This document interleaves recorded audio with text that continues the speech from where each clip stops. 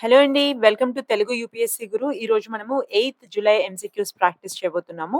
First question ఏంటో చూద్దాము. ఇవన్నీ కూడా పీవైక్యూసేనండి. Consider the following statements. Pursuant to the report of HN Sanyal committee, the contempt of courts act 1971 was passed. So, HN Sanyal committee report ఏదైతే ఉందో, దాని తర్వాత దాన్ని బేస్ చేసుకొని contempt of courts act 1971 pass అయింది అంటున్నారు. సెకండ్ పాయింట్ చూడండి. The Constitution of India empowers the Supreme Court and the High Court to punish for contempt of themselves. Right? So, మన కాన్స్టిట్యూషన్ ఆఫ్ ఇండియా మన supreme కోర్ట్‌కి, high కోర్ట్‌కి అధికారం ఇచ్చింది. దేనికి? దాని యొక్క కంటెంప్ట్ చేసిన వాళ్ళని పనిష్ చేయడం తన అధికారంలోకొస్తుంది అని. ఓకే. సో, తన జ్యూరిస్డిక్షన్ తన అండర్‌లోకొస్తుంది అని అర్థం అన్నమాట. థర్డ్ పాయింట్ చూడండి. The constitution of India defines civil contempt and criminal contempt. మన కాన్స్టిట్యూషన్‌లో సివిల్ కంటెంప్ట్ ఇంకా క్రిమినల్ కంటెంప్ట్‌ని డిఫైన్ చేశారు అంటున్నారు. ఫోర్త్ పాయింట్ చూడండి. In India the parliament is vested with the power to make laws on contempt of court. So, parliament దగ్గర power ఉందన్నమాట. Contempt of court పైన loss make జేయడానికి పవర్ ఎవరి దగ్గర ఉంది? పార్లమెంట్ దగ్గర ఉంది అంటున్నారు. ఈ 4 స్టేట్మెంట్స్‌లో ఏ స్టేట్మెంట్ కరెక్టో చెప్పాలి మనం. రైట్? ఇక్కడ చూడండి. వీడియో పాజ్ చేయండి. ఒక్కసారి మీ answer note జేసుకోండి.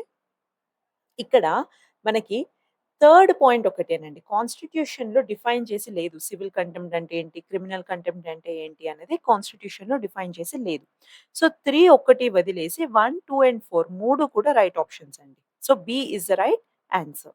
Okay. So, next question. With reference to foreign direct investment in India, which one of the following is considered its major characteristic? Foreign direct investment గురించి మాట్లాడుతున్నారు. ఇక్కడ కొన్ని స్టేట్మెంట్స్ ఇచ్చారు. Okay. So, foreign direct investment యొక్క major characteristic ఏది అని అడుగుతున్నారు. Okay. So, చూద్దాము. It is the investment through capital instruments essentially in a listed company అంటున్నారు. సెకండ్ పాయింట్ చూడండి. It is largely non debt creating capital flow. Okay. C, it is the investment which involves debt servicing. D, it is the investment made by foreign institutional investors in the government securities అంటున్నారు. Right? So, వీటిలలో ఏది correct అని అడుగుతున్నారు. Video pause చేయండి. మీ answer ఇవ్వడానికి try చేయండి. So, ఇక్కడ వచ్చేసి it is non debt creating capital flow అండి. ఓకే. సో, ఇక్కడ B is the right answer. Okay. Next క్వెషన్‌కెళ్దాం. With reference to the solar power production in India, consider the following statements. Solar power production గురించి మాట్లాడుతున్నారు. First point. India is the third largest in the world in the manufacture of silicon wafers used in photovoltaic units అంటున్నారు. Okay.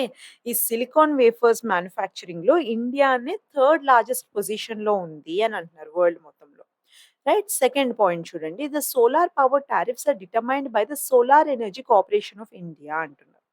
ఈ power tariffs ఏవైతే ఉంటాయో అది ఎవరు determine చేస్తారంటున్నారు? Solar energy corporation of India determine చేస్తుంది అంటున్నారు.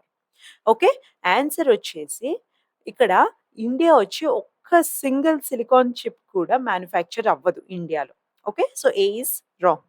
సెకండ్ పాయింట్ చూడండి. ఇక్కడ మనకేమని చెప్పారు? సోలార్ ఎనర్జీ కార్పొరేషన్ అన్నారు కదా! కాదు. సెంట్రల్ ఎలక్ట్రిసిటీ రెగ్యులేటరీ కమిషన్ వచ్చేసి టారిఫ్స్ అనేది రెగ్యులేట్ చేస్తుందండి దీనిపైన. ఓకే. సోలార్ ఎనర్జీ కార్పొరేషన్ కాదు. So, D is the right answer. First statement తప్పే. సెకండ్ స్టేట్మెంట్ కూడా తప్పే. ఓకే. సో, అంతేనండి. Thank you so much for your time. And చాలా ప్రిపేర్ అవ్వాలి. ప్రతిరోజు కన్సిస్టెంట్‌గా ప్రిపేర్ కండి. ఏమైనా క్వెషన్స్ ఉంటే కామెంట్స్‌లో పోస్ట్ చేయండి. Thank you so much for your time. All the best.